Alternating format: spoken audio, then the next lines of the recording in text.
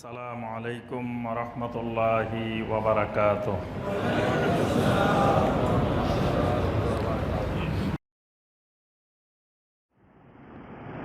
তো ৭৪ নম্বর জাল হাদিস যেটি আমরা আলোচনা করব সেটি হলো ওযু করার সময় কোনো কথা না বলা।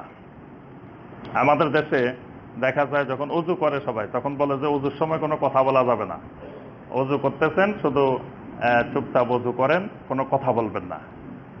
তো মূল কথা হলো ওযু একটা ইবাদত, ইবাদতের সময় কথাবার্তা না বলাই ভালো। জিকির আজকার করা, এই সময় মনোযোগের সাথে ওযুর যাতে কোনো অংশ আপনার শুকনা না থাকে, মনোযোগের সাথে সুন্দরভাবে ওযু করা এটা ভালো জিনিস। কিন্তু নবী সাল্লাল্লাহু আলাইহি ওয়াসাল্লাম কোনো হাদিসে ওযুর সময় কথা বলতে নিষেধ করেন নাই। তো যেটি নবী সাল্লাল্লাহু আলাইহি ওয়াসাল্লাম নিষেধ করেন নাই সেটি আমরা নিষেধ করার কোনো অধিকার নাই। তো আমরা যদি নিষেধ করি বুঝতে হবে যে শরীয়ত আমরাই বানাই। যেহেতু যারা শরীয়ত প্রণেতা হলো আল্লাহ সুবহানাহু ওয়া তাআলা এবং আল্লাহ পাক আল্লাহ রাসূল সাল্লাল্লাহু আলাইহি ওয়াসাল্লামকে শরীয়ত বুঝাই দেওয়ার জন্য দায়িত্ব দিয়েছেন।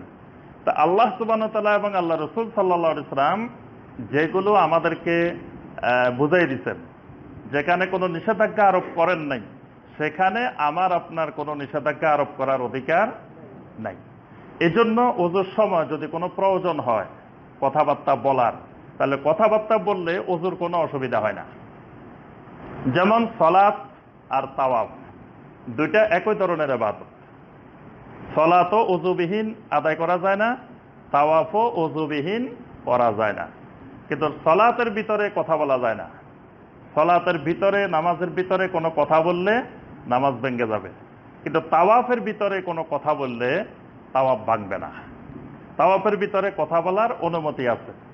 ঠিক ওযু একটা ইবাদত, ওযুর ভিতরে যদি কোনো কারণে কথা বলার প্রয়োজন হয়, আশেপাশে দুইজন ওযু করতেছে, কোনো জরুরি কোনো কথাবার্তা ওযুর মাঝখানে বলে নিচ্ছে, ওযুর কোনো অসুবিধা হবে না। কিন্তু দেখা যায় এটা প্রতিষ্ঠিত যে ভাই ওযুর সময় কোনো কথা বলা যায় না, ওযুর সময় কথা বলবেন না, মানে মনে হয় যে এটা নবী সাল্লাল্লাহু আলাইহি ওয়াসাল্লাম নিষেধ করেছেন। এইটাও একটা জাল হাদিস। এই বিষয়ে কোনো হাদিসেই সরাসরি কোনো সনদ আকারে কোনো হাদিস বর্ণিত হয় নাই।